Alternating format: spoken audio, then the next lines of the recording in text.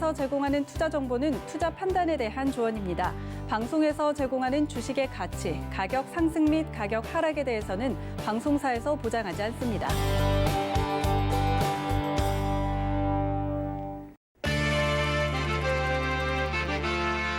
네, 안녕하세요. 양봉사스의 이주연입니다. 오늘 어린이날을 맞이하여 주식 어린이 분들을 위한 초보자분들을 위한 차트 강의를 좀 특별히 준비를 했는데요. 굉장히 기본적인 내용들입니다. 그런데 주식을 하면서 기술적 분석에서 차트 분석에서 이 정도는 그래도 알고 하는 것이 좋지 않겠나 하는 생각에서 보조지표들 빼고 기본적인 내용들로 여러분들께 오늘 소개를 시켜드릴 시간이 되었다 이렇게 생각하시면 좋을 것 같고요. 차트에 대해서 너무 어려워 마시고 불신을 하지 마시고 한번 어떤 내용인지 들어보신다면 여러분들 앞으로 주식 투자를 하는 데 있어서 많은 도움이 되지 않을까라는 생각이 듭니다. 자, 그럼 오늘 강의 시작해 보도록 하겠습니다.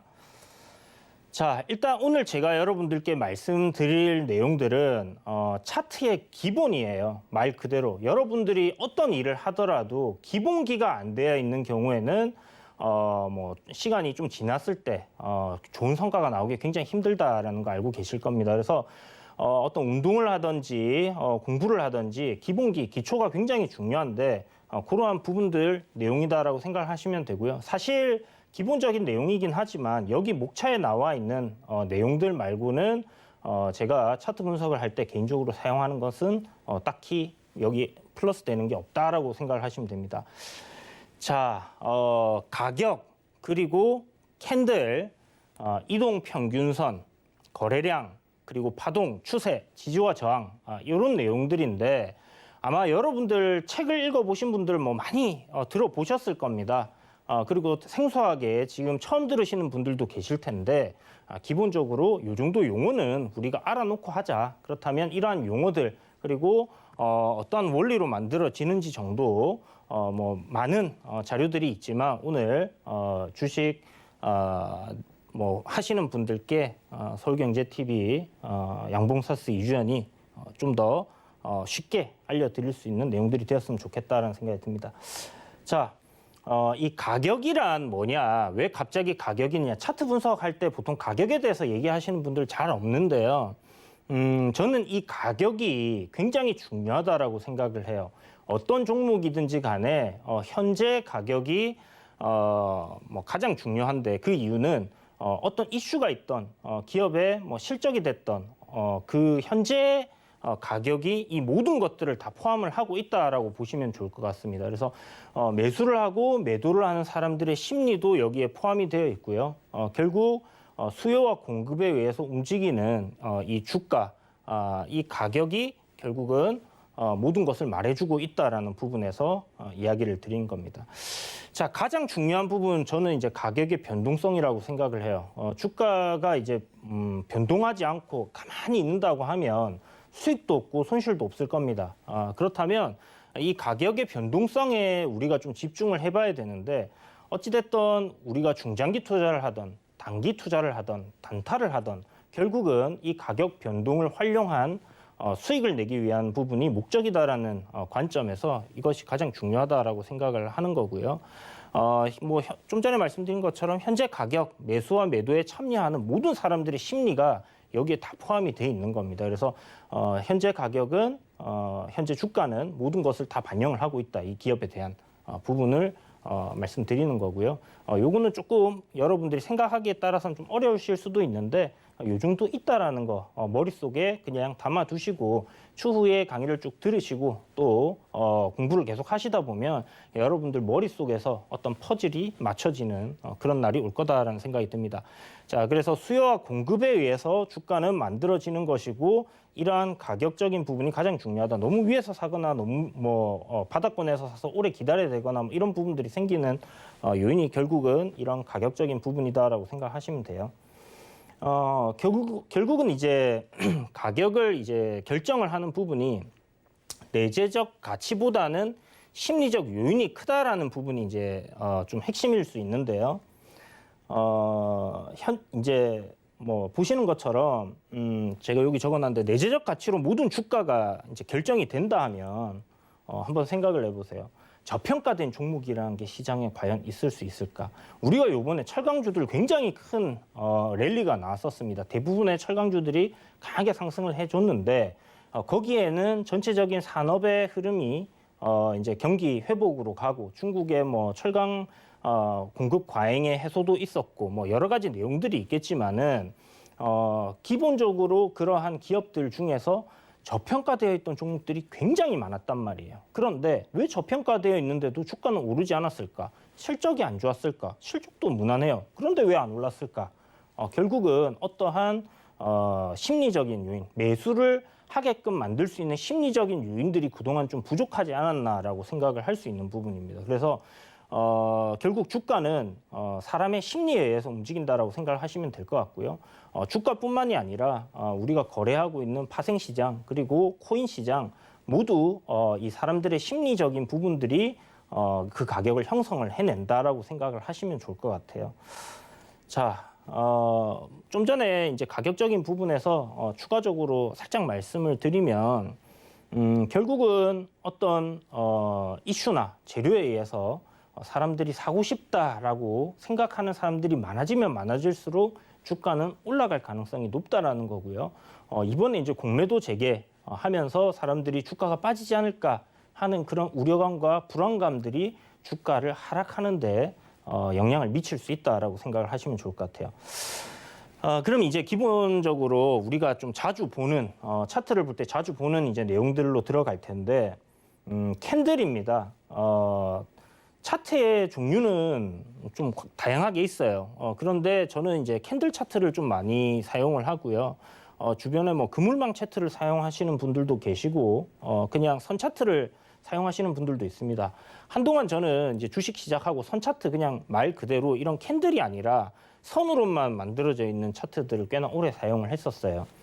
그러다가 이제 이 봉 차트, 결국 이제 캔들 차트를 알게 되면서 훨씬 더 좀 더 유용하다라는 생각을 가지면서 이 캔들 차트를 사용을 하고 있는데 국내에서는 이 캔들 차트 많이 사용하고 있고 일본에서도 이 캔들 차트 많이 사용하고 있죠.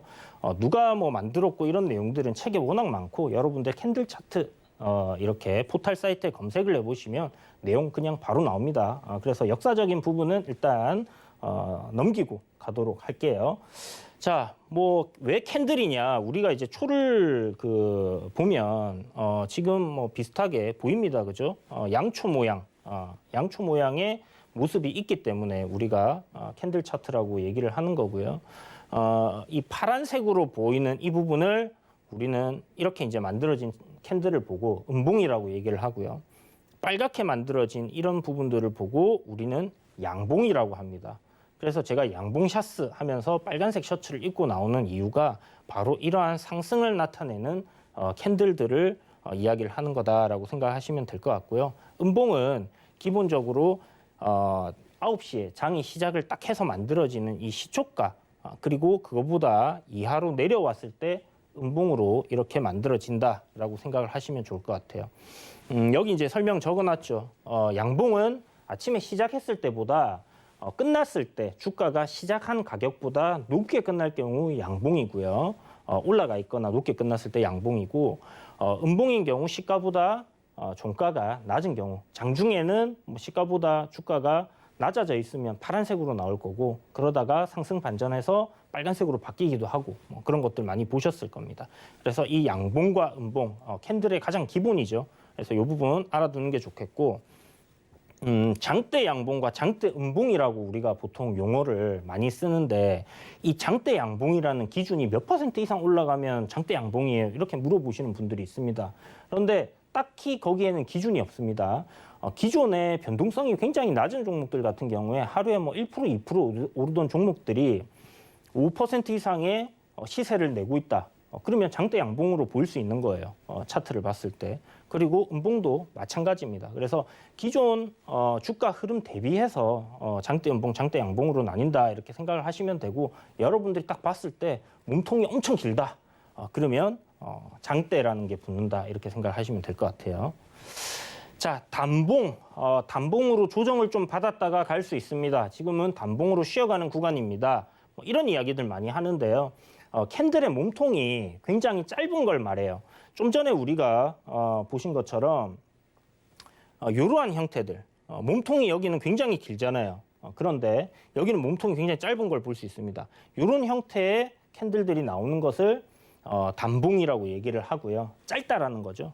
그리고 꼬리, 앞전에 보신 것처럼 이렇게 위에 달렸을 경우 윗꼬리라고 부르고 아래에 이렇게 길게 달렸을 경우 아랫꼬리다 이렇게 얘기를 합니다. 그래서 이 꼬리는 뭐냐? 주가가 시가부터 출발을 해서 이 위에까지 한번 올라갔다 내려온 것을 나타낸다라고 생각하시면 됩니다. 그래서 주가가 지나갔던 길 이렇게 생각을 하시면 될 것 같아요. 이 캔들 하나에 그런 것들을 이제 다 볼 수 있다라는 점에서 시가와 종가 그리고 오늘 고가는 얼마였고 오늘 저가는 얼마였고 이런 부분들을 다 볼 수 있다라는 점에서 캔들 차트가 굉장히 좀 유용하게 많이 쓰이고 있다 이렇게 보시면 좋을 것 같습니다. 그리고 이제 다음은 이동평균선인데요.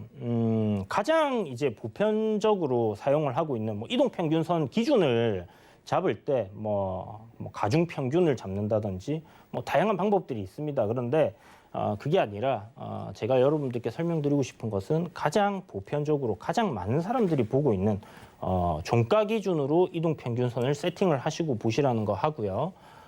그리고 지금 보이시는 5일선, 21선, 61선, 121선 가장 기본적인 이동평균선이에요. 요거 아마 MTS나 HTS 여러분들 딱 처음에 로그인 해가지고 보시면 이렇게 설정이 돼 있을 겁니다. 여기에 더해서 이제 240선을 보시는 분들도 계시고요. 여기에 더해서 480선을 보시는 분들도 계시고요. 여기에 더해서 1001선을 보시는 분들도 계십니다. 요거는 어떤 이동평균선을 주가에 맞춰서 이제 보다 보니까 이런 구간들에서 지지를 받는 경우들이 많구나 하는 그런 생각을 가지고 이제 보는 건데 기본적으로 여러분들이 보셔야 될 거는 5일선과 21선, 61선, 121선이다. 그러면 이것만 가지고도 여러분들이 이동평균선으로 돈을 벌 수 있다라는 부분을 나중에 알게 되실 텐데 너무 많은 이평선 보면 3일선, 5일선, 11선, 21선, 35일선, 45일선, 71선, 181선, 200일선 막 엄청나게 많이 넣어놔요. 그럴 바에 그냥 그물 차트를 보시면 되고요. 이렇게 이평선들을 많이 놓는다고 해서 여러분들 기준이 막 이렇게 달라지거나 이런 부분들 없습니다. 결국은 어떠한 이평선을 가지고 내가 기준을 잡고 어떠한 형태에서 내가 매수를 하고 이런 기본적인 부분을 활용을 하는 거기 때문에 나중에 추가적으로 더 늘리시더라도 일단은 5일선과 21선, 61선, 121선을 가지고 여러분들이 차트의 흐름을 파악을 한다라고 생각을 해두시면 좋을 것 같아요.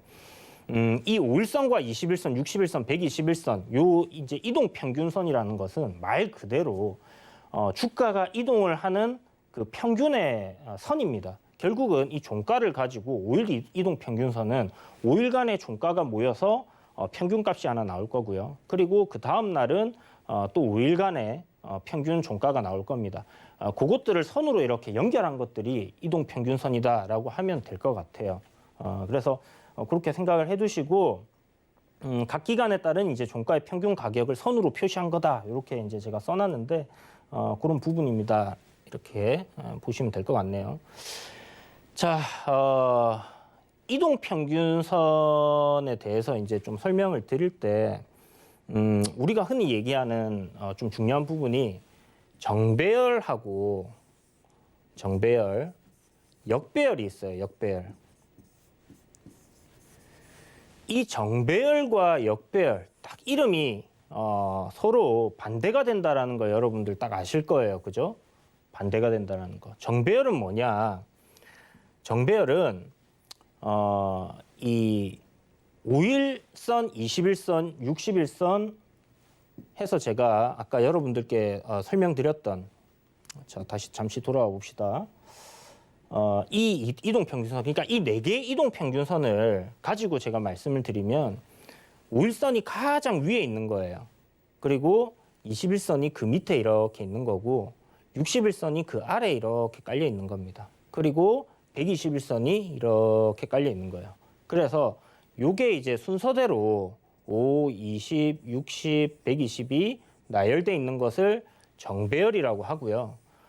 이게 반대로 5일선이 저 아래에 있고 21선이 그 바로 위에 있고 그 위에 61선이 있고 그 위에 121선이 있습니다. 요게 이제 거꾸로 이렇게 된 부분, 이걸 보통 우리가 역배열이라고 얘기를 합니다. 제가 우리 가족방 분들께 항상 말씀드리는 것 중에 하나, 그리고 이제 노란톡방에서 얘기 드리는 부분 중에 하나가 여러분 정배열로 바뀌는, 정배열 초입으로 들어가는 구간에 있는 종목들을 바닥권에서 매수를 하면 좋다. 그리고 정배열이 되어 있지 않는 종목은 쳐다보지 마세요라고 얘기를 합니다. 주가가 많이 올라 있어요. 정배열로 만들어지기 위해서는. 바닥권에서 일단 어느 정도는 올라와 있는 상황입니다. 그런데 바닥권이 아닌데 지금 이렇게 올라왔는데 보라고요? 하는 분들이 많거든요. 근데 정배열로 만들어진 주가가 왜 좋은지에 대한 부분을 제가 설명을 드리도록 하겠습니다. 자, 이동평균선이 주가보다 위에 있을 시에는 저항으로 작용을 한다는 거죠. 그러니까 역배열에 있는 종목을 여러분들이 하게 되면 이렇게 이제 주가가 만들어져 있어요.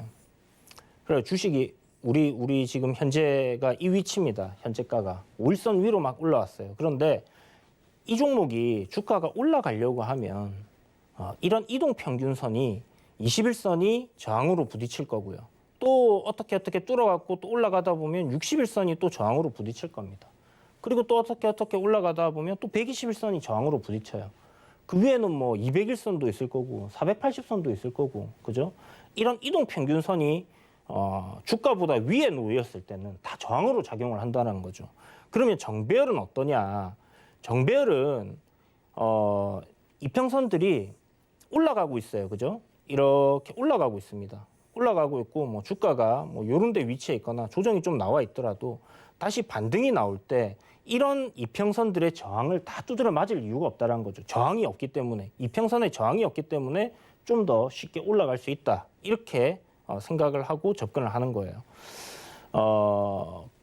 밑에 보면 반대는 이제 지지로 작용한다라고 말씀을 드렸는데, 역배열에 있는 건 올라갈 때마다 계속 이평선을 두드려 맞으면서 이제 저항이 되는 거고, 주가가 이제 정배열로 바뀌어가지고 내려갈 때는 이동평균선들이 계속 지지를 해줘요. 그렇기 때문에 주가가 쉽게 빠지지 않는 거고, 그렇게 생각을 하시면 됩니다. 그래서 이동평균선으로 우리가 차트 분석을 할 때는 뭘 중요하게 봐야 되느냐 하면, 이 주가 현재 흐름이 정배열로 놓여 있느냐, 역배열로 놓여 있느냐, 이거 하나만 여러분들이 이동평균선으로 판단을 하실 수 있어도 좋다라는 거죠. 예를 들어서 이제 두산인프라코어를 제가 예로 이제 드러놨는데, 오늘 HTS를 보고 이제 뭐 설명을 드릴 게 아니기 때문에 좀 전에 이야기했던 내용들을 가지고 두산인프라코어를 여러분들이 한번 HTS나 MT에서 열어서 보신다면 이 내용이 어떤 부분인지를 아시게 될 겁니다. 그리고 이제 이동평균선이 교차하는 거, 현재 주가 흐름 말고요. 평균값입니다. 5일선, 21선 이런 것들은 다 평균값이기 때문에 결국은 현재 주가가 막 올라가게 되면 이평선들은 따라서 움직이거든요.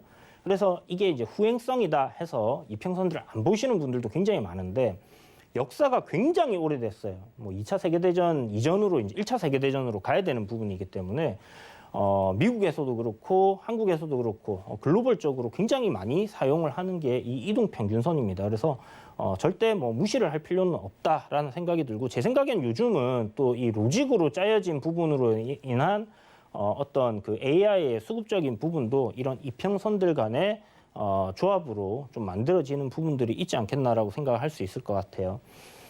어찌됐든 간에 지금 보시면 5일선, 21선 이렇게 적어놨고 21선, 61선 이렇게 적어놨는데요.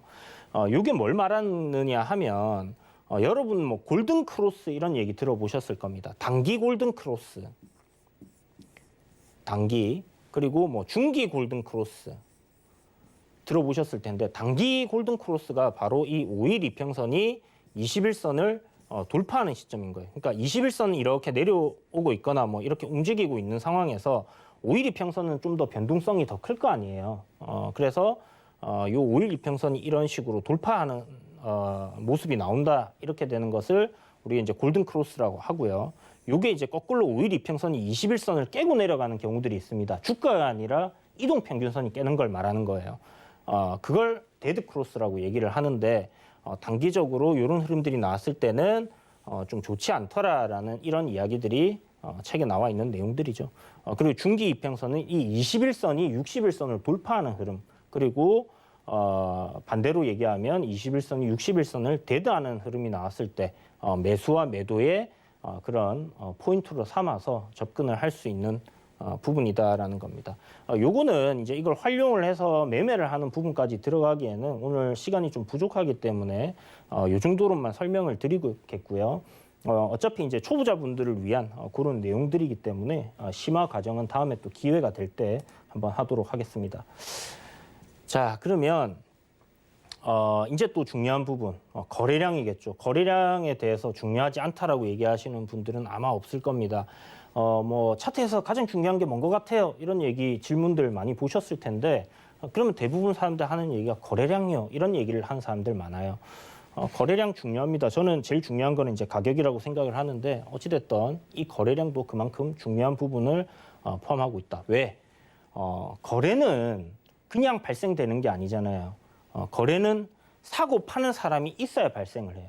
제가 A라는 종목을 1,000원에 판다라고 한 주를 내놨습니다. 그런데 여러분 중에 누군가가 그 한 주를 매수를 해요. 그러면 이 가격은 1,000원이라는 가격으로 이렇게 호가가 결정이 나는 거죠. 이러한 거래가 수십 번, 수만 번, 수천 번 이루어지면서 우리가 흔히 얘기하는 이 거래량이 뭐 몇십만 주다, 몇백만 주다 뭐 이런 이야기들이 나오는 거고요.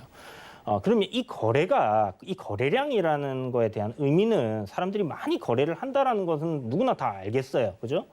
그런데 이 거래량이 많다라는 것은 거래량이 없던 종목이 갑자기 많아졌다라든지 뭐 고점권에서 거래량이 터졌다든지 이런 부분들이 생겼을 때 활발하다는 거, 거래가 많다는 건 매매가 굉장히 활발하다는 거, 사고 파는 사람들이 여기에 집중을 하고 있다는 거죠. 그건 뭘 말하느냐? 그 종목이 시장에 지금 인기를 끌고 있는 종목이거나 섹터일 가능성이 굉장히 높다라는 거고 이런 거래량이 나타내는 부분에 이해가 돼야지 여러분들이 매매를 할 때 이런 부분들을 활용을 할 수 있는 겁니다. 그냥 중요하다고 해서 뭐 거래량 많이 나오는 게 좋나요? 뭐 이렇게 될 수가 있는데 그런 게 아니라 결국 거래가 많다라는 부분에서 여러분들이 생각을 좀 더 이렇게 넓혀 가셔야겠죠. 자, 여기서 제가 이제 한 가지 여러분들께 좀 팁을 드리면요. 너무 이렇게 고가권에서 막 많이 사시는 분들이 계신데 주가가 쭉 월봉을 딱 봐가지고 옛날에 많이 올랐던 게 많이 내려온 것들을 한번 살펴보세요. 많이 내려온 것들을 살펴보시고 바닥권에서 거래량이 갑자기 팍 터지는 경우가 있습니다. 저는 이 거래량을 뭐라고 생각을 하냐면 추세 전환을 알리는 신호탄이다라고 생각을 하거든요. 그게 단기적이든 장기적이든. 그래서 주가가 쭉 이렇게 밀려 내려오던 종목들 같은 경우에 바닥권에서 거래량이 이렇게 강하게 이제 터지는 경우들이 생겨요. 바닥권에서 주가도 올라가고 거래량도 이렇게 크게 터지고 그 전까지는 거래량이 굉장히 잔잔했는데 이렇게 갑자기 팍 터지는 경우들이 있습니다. 그러면 이 종목을 이제 추세 전환이구나 하고 바로 사는 게 아니라요. 관심 종목에 넣는 거예요. 관심 종목. 그래서 이 종목이 이 차트만 보고 매매를 할 수는 없잖아요, 여러분. 뭐 하는 회사며 그리고 뭐 어떤 이슈들이 껴 있고 이런 것들을 여러분들이 이제 찾아가는 겁니다. 실적은 어떻고 앞으로의 하고 있는 사업의 전망은 어떻고 이런 부분들을 공부를 하는 거예요. 왜? 일단 누군가가 굉장히 많은 물량을 샀기 때문에 주가가 올라갔을 거 아니에요. 그런데 거래량이 늘었다라는 것은 평균보다 누군가가 굉장히 좀 공격적으로 매수를 했다라고 생각할 수 있어요. 그런데 주가는 계속 내려오고 있었다는 거죠.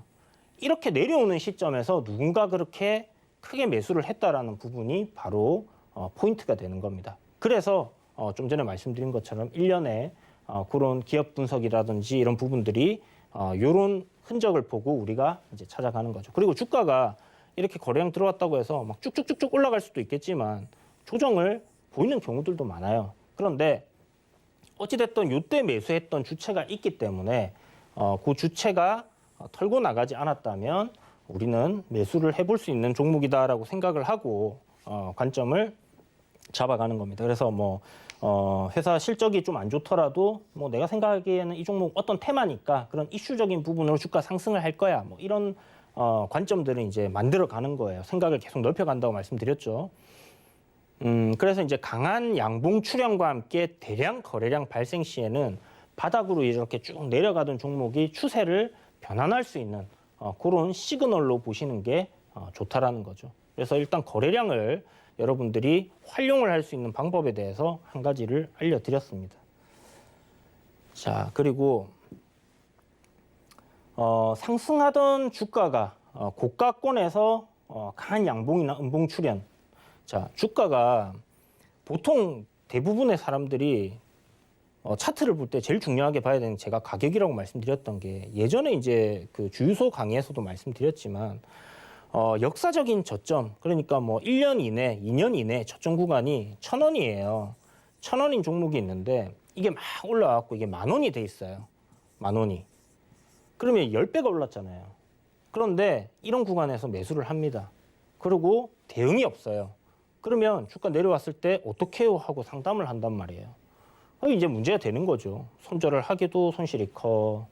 비중은 너무 높아. 그러면 이제 그때부터 생각하는 게 난 손실 보고 못 팔겠으니까 장기 투자로 가야겠다. 기업은 문제가 없나요? 기다리면 매수가까지 올라올까요? 이렇게 되는 거예요.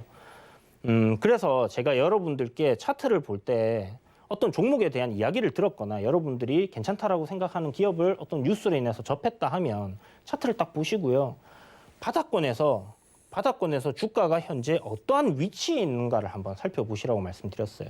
그게 150% 이상 바닥권에서 올라가 있는 종목이면 가급적이면 건드리지 마라. 여러분들이 단기적인 트레이더가 아니라면 건드리지 말라는 겁니다. 직장을 다니면서 투자를 하는 입장에서 바닥에서 150%가 올라왔다는 것은 누군가는 차익 실현을 하고 싶어하는 사람들이 많아진 시점이다라고 생각을 하시면 돼요. 150%까지는 괜찮아요. 그런데 보통 사람들이 들어가는 게 3배에서 5배, 많게는 10배까지 올라간 종목들을 건드리기 때문에 문제가 생기는 거고. 자, 그러면 이렇게 이제 주가가 상승을 할 때 바닥권에서 이제 거래량이 한번 팍 터지고 주가가 쭉 내려오던 게 이제 상승 전환을 했습니다. 장대 양봉이 나오고 찌글찌글 하다가 이제 탁 올라왔어요. 여기서 거래량이 또 한번 또 탁 터져요. 그러면 제가 아까 말씀드린 것처럼 바닥에서 어느 정도 위치에 있느냐가 중요하다고 말씀드렸잖아요. 이게 5배 올라왔거나 10배가 올라왔어요. 그래서 아까 1,000원짜리가 여기선 1,000원이었는데 10,000원이에요, 지금. 근데 거래량이 터졌어. 막 사람들이 매매를 활발하게 하고 매수세가 막 들어오니까 나도 사고 싶어. 더 올라갈 것 같고. 그러면 안 된다라는 거죠. 고가권에서 강한 양봉이나 아니면 음봉이 출현을 이제 긴 장대 음봉이 출현하면서 거래량이 일단 대량으로 터진다는 것은 앞에 말씀드렸다시피 거래량이 크게 발생한다는 것은 누군가가 많이 샀다라는 것도 될 수 있지만 사고 싶은데 물량이 없으면 못 사잖아요. 근데 거래가 왜 많이 터졌겠어요? 팔려는 사람들도 많았다는 겁니다. 고가권에서 누군가가 많이 팔았다라고 생각을 하는 게 상식적일 거예요. 그렇기 때문에 고가권에서 나온 거래량이 이렇게 터지게 됐을 때는 단기적으로는 여러분들이 매매를 할 수 있겠지만 스윙이나 중기적인 관점으로 진입을 하는 자리는 아니다. 이 말씀을 드리고 싶은 겁니다. 말씀드렸죠. 내려오던 종목이 바닥권에서 거래량이 빡 터지면 추세 전환으로 상승을 할 가능성이 있다라고 일단은 관점을 잡으시고요.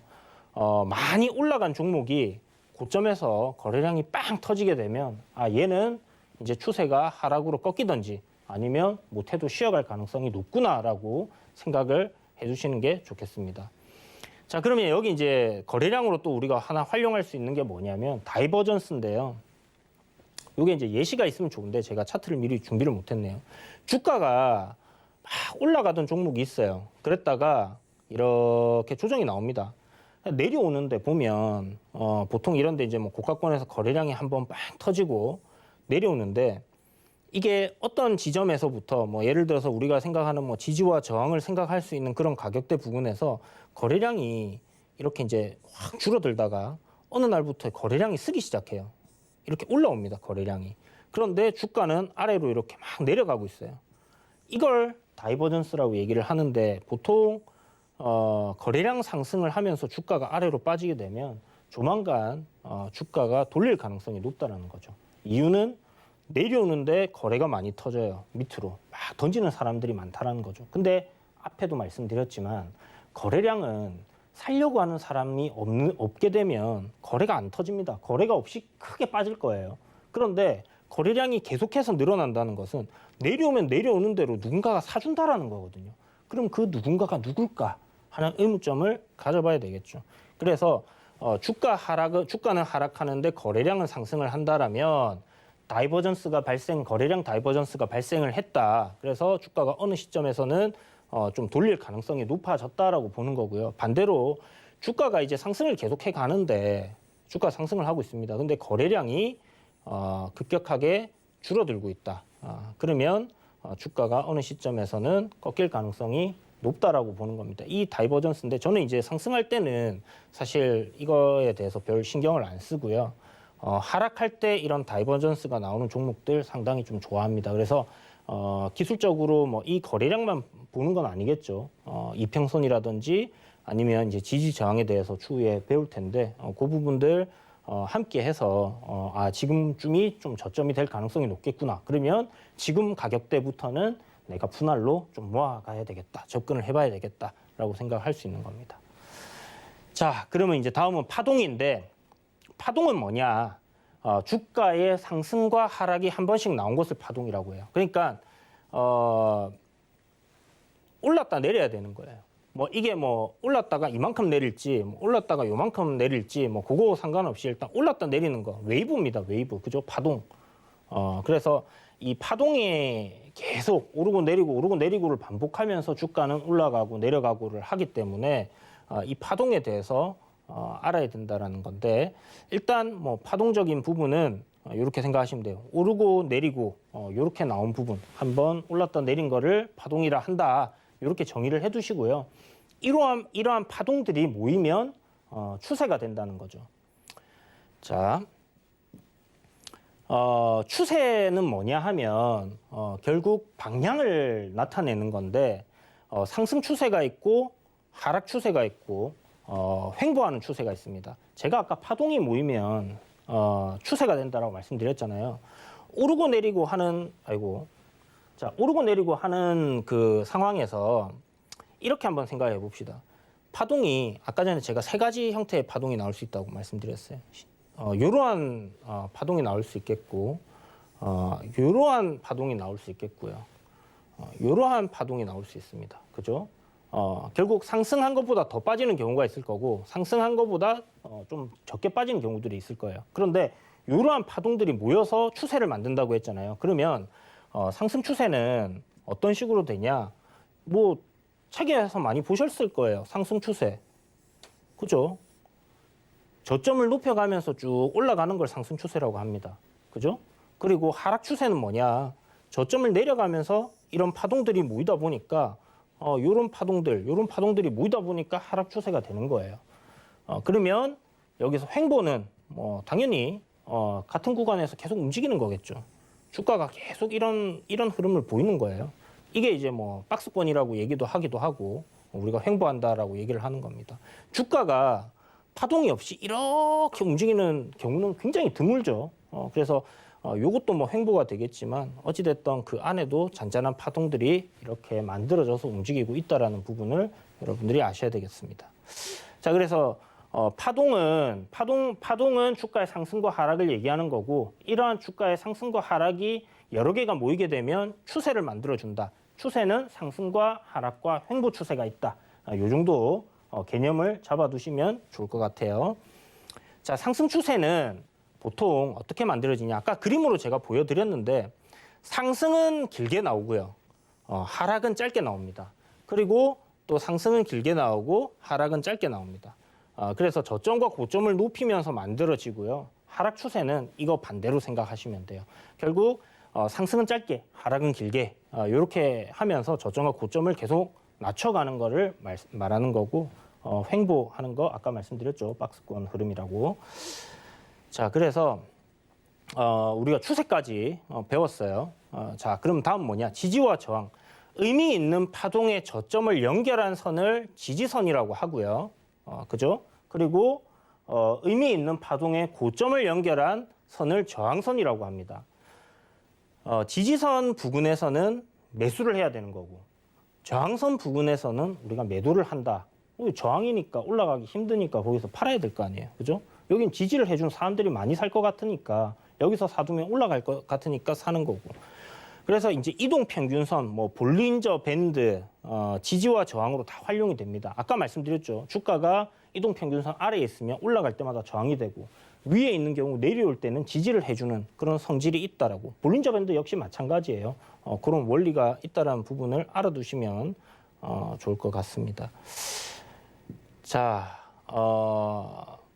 여러분들 그 기술적 분석에 대해서 많이 좀 궁금하시고 기술적 분석 한다면 뭐 몇 분봉을 보세요 뭐 이런 거 물어보시는 분들도 있고 막 그냥 뜬구름 잡는 소리 하지 마시고 뭐 기법 알려주세요 뭐 이렇게 얘기하시는 분들도 있어요. 참고로 저는 기법이 없습니다. 그냥 좀 전에 말씀드렸던 그 내용들 7가지를 8가지를 활용을 해서 주가의 어떤 위치에 놓여 있고 그리고 추세선 하나, 지지선 하나 이런 걸 가지고 매매에 들어가는 거예요. 너무 많은 보조 지표들을 사용을 하고 거기에 대해서 뭐 이해가 되는 분들이라면 모르겠지만 이해도 없으면서 많은 정보들을 한 번에 이것도 보면 좋을 것 같고 저것도 보면 좋을 것 같아서 막 봐요. 그런데 그러한 뭐 투머치 인포메이션이라고 그러잖아요. 너무 많은 정보들이 있으면 여러분들이 판단을 하는 데 있어서 빠른 결정이 나지 않고 대응도 안 좋아지게 됩니다. 그래서 기술적 분석은 사실 여러분들이 파고드시면 1년, 2년이면 거의 뭐 마스터 하실 수 있어요. 근데 거기서 어떤 차이가 있느냐? 차이가 없어요. 거의 비슷비슷해집니다. 저와 여러분들의 기술적 분석을 하는 부분은 거의 비슷해요. 거기서 뭐 디테일적인 부분 뭐 조금 다를 수는 있겠지만 그 원리를 깨닫게 되면 결국은 다 거기서 거기라는 거죠. 그래서 차트 분석만으로는 돈을 못 번다라는 거를 여러분들 생각을 해두시고요. 물론 뭐 스캘핑을 치거나 뭐 단타를 치거나 하는 부분에 있어서 뭐 하는 분들도 계실 수 있겠지만 제가 생각할 때 차트 분석만 가지고는 돈을 벌기가 너무 어려워요. 그리고 그럴 가능성은 굉장히 낮다라는 겁니다. 절대적이지 않다라는 걸 여러분들이 알아야 돼요. 제가 여러분 상담해 드릴 때 이야기 드렸던 부분 보면 주가가 이제 막 급등을 했다가 이렇게 밀려요. 그러고 나서 반등 흐름 나오다가 이렇게 빠지는 경우 보통 이런 그림에서 여러분들 여기서 사가지고 저한테 문의를 많이 주시거든요. 올라갈 것 같으니까. 그러면 제가 항상 말씀드립니다. 이 전저점 구간을 좀 지켜주는 흐름이 나와주면 추세 전환을 해서 올라갈 거고 여기를 깨게 되면 미끄러질 거예요라고 얘기 드려요. 그러면서 항상 하는 말이 있죠. 전저점을 이탈한다. 그러니까 요 구간을 이탈한다라는 부분이 저도 알고 있고 시장의 그 거의 모든 공부를 한 사람은 다 알고 있는 거예요. 그러면 세력이라고 존재한다고 하면 개인 투자자들을 어떻게든 떨구고 가야 되는데 이 구간을 안 깰까 하는 부분들을 생각을 해보시고요. 이런 구간들을 깨고 나서 올려주는 종목들이 어떻게 움직이는가 이런 것도 한번 살펴보면 좋겠죠. 그래서 절대적이지 않다라고 얘기를 하는 거예요. 너도 알고 나도 알고 모두가 아는 것은 절대적일 수가 없습니다. 그래서 결국은 이 대응의 영역이고 그 종목이 어떠한 모멘텀으로 움직이고 그 모멘텀이 살아있냐라는 부분에서 차트적인 분석이 들어가고 거기서 어떤 기준점을 잡는 거예요. 매수와 매도에 대한. 그렇게만 생각을 하시고 확률적 접근이 필요하다는 겁니다. 내가 어떠한 위치에서 매수를 해보니까 10종목 중에 7종목은 실패야. 바로 안 가요. 막 조정이 나왔다가 하거나 뭐 이래요. 그러면 하면 안 되겠죠. 그 차트 그러한 자리에선 사면 안 되겠죠. 근데 어떤 거는 보니까 내가 이러한 흐름이 나왔을 때 비슷한 흐름들이 나왔을 때 매수를 해보니까 10개 중에 한 6개는 수익이 나. 그러면 그런 방식을 계속 고수를 하는 거예요. 이렇게 확률적으로 여러분들이 접근을 하는 게 차트 분석입니다. 결국은 과거의 주가 흐름으로 미래에는 이러한 가능성이 있겠지라는 걸 보는 거지 우리가 이렇게 될 거야 라고 이렇게 점쟁이처럼 미래를 예단할 수 있는 그런 척도가 될 수는 없다라는 겁니다. 그래서 차트 분석 보고 뭐 보조지표 켜놓고 여러분 미래는 이렇게 될 거예요라고 얘기하는 사람들이 있으면 사기꾼일 가능성이 굉장히 높습니다. 그럼 그 사람 미래를 볼 수 있다면 그죠? 뭐 지금 전 세계에서 누구보다 부자가 되어 있어야 되겠죠. 그래서 이런 부분으로 좀 접근을 하시고 좀 전에 알려드렸던 그런 내용들 정도는 기본적으로 용어라든지 그리고 어떠한 원리로 활용을 좀 해봐야 되겠다 하는 부분들은 여러분들이 꼭 알아두시는 게 좋겠다라는 생각이 들어서 지금까지 설명을 드렸고 여러분들이 이제 지금 배운 게 몇 가지 안 되긴 하지만 이게 가장 기본적인 거고요. 그리고 가장 중요한 부분이다. 그래서 이 부분에 대한 여러분들 이해, 심도 있는 이해를 하신다면 결국 주식시장에서 돈을 벌 수 있는 길이 가까워진다라고 생각하시면 좋을 것 같습니다. 여기서 이제 한 가지 제가 좀 활용할 수 있는 팁들을 이야기 드린다면 제가 평소에 여러분들께 항상 하는 말이 있잖아요. 이거 진짜 중요한 건데 급등할 때 여러분들이 추격 매수만 안 하면 실패할 가능성이 굉장히 줄어들어요. 양봉일 때만 안 사면. 그런데 만약에 여러분들이 이 반대로 지금 빨간색이긴 하지만 이게 음봉이라고 합시다. 음봉에 사게 되면 성공할 가능성이 굉장히 높아집니다. 그래서 물론 양봉에 사고 싶은 게 어떻게 보면 더 올라갈 것 같고 사람의 그냥 기본적인 심리일 수 있는데 이걸 역으로 좀 거슬려서 음봉에 사기 시작하는 습관을 좀 기르신다면요. 좋은 종목을 더 싸게 사려고 하는 노력이기 때문에 분명 결과가 손절을 하더라도 손실폭이 작을 거고 수익이 났을 때는 수익이 더 커질 수 있다라는 생각이 들고요. 그러면 이제 요거 우리가 이제 배운 부분들 조금 활용해서 제가 여러분들께 항상 얘기하는 거 내릴 때 사세요, 내릴 때 사세요 이 얘기 진짜 많이 드렸거든요. 그럼 내릴 때 사면 어떻게 사야 되냐? 주가가 이렇게 올라가다가 내려오는 경우들이 있어요. 그런데 주가가 올라갈 때 보면 물론 뭐 상한가 쭉쭉쭉쭉 이렇게 뽑아서 가는 종목들도 있겠지만 보통은 이런 파동을 오르락 내리락 하면서 간단 말이에요.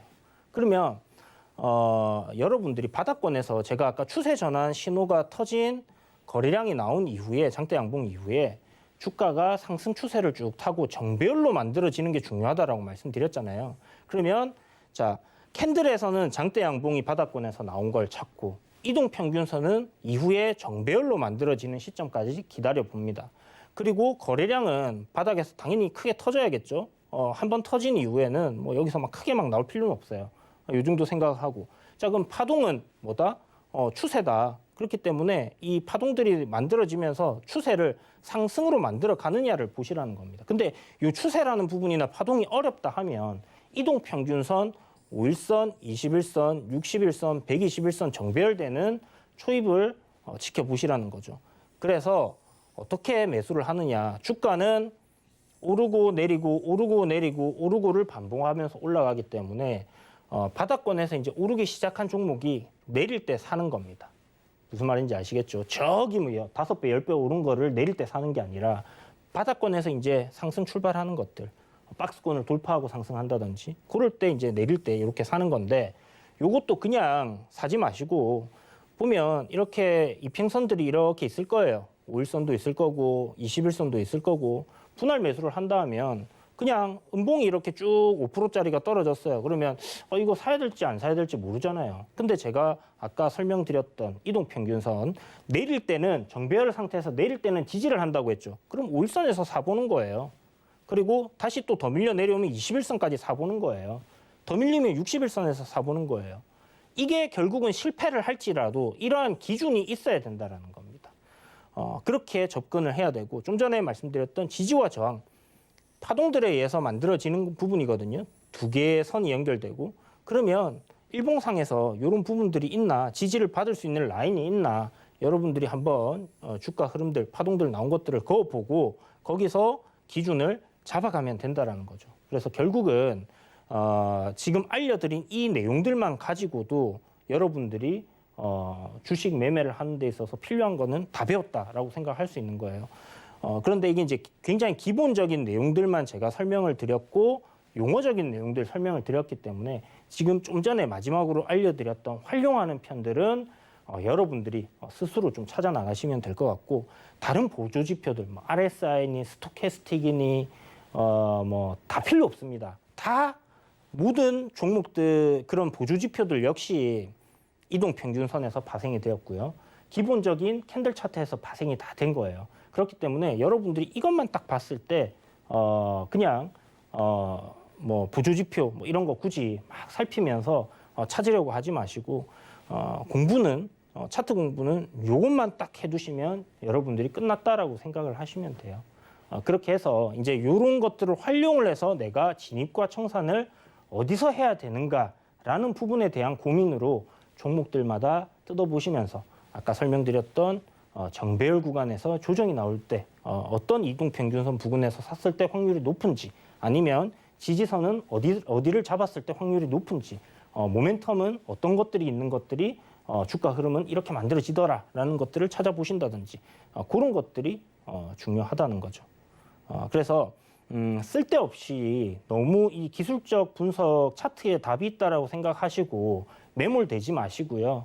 좀 생각을 넓게 가지시고 기본적인 부분만 공부를 일단 완벽하게 해두신 이후에 시장에 대한 경험을 쌓아가면서 배운 기초적인 부분들을 적용을 해보는 그런 시간들을 가지신다면 여러분들 뭐 목적지까지 이렇게 우회하시지 않고 다가갈 수 있는 그런 방법이다라고 생각을 하니까 오늘 배운 내용들 여러분들 한번 복습을 해보시고, 특히 이제 시장에 참여하신 지 얼마 안 되신 분들 정말 많으신데요. 주식 어린이 분들 같은 경우는 좀 공부를 열심히 하셔야지 분명 시장에서 살아남을 수 있다, 이렇게 말씀드리겠고, 이 주식 시장은 뭐 노력을 한다고 뭐 다 되는 건 아니지만 그렇다고 노력을 배신하진 않습니다. 공부하면 분명히 답이 있는 곳이고요. 더 열심히 노력을 하면 뭐 상대적인 노력이라는 것 자체가 상대적인 거겠지만 할 수 있는 돈을 벌 수 있는 시장이라는 거 잊지 마시고 열심히 노력하셔서 꼭 성공하시길 바라겠습니다. 네, 지금까지 시청해 주셔서 감사드리고요. 제가 준비한 강의는 여기까지입니다. 오늘 본 방송에서 제공하는 정보는 투자 판단에 대한 조언일 뿐 해당 주식의 가치와 수익률을 보장하고 있지는 않습니다. 자, 그럼 여러분 어린이날 즐거운 시간 되시길 바라겠습니다. 올라!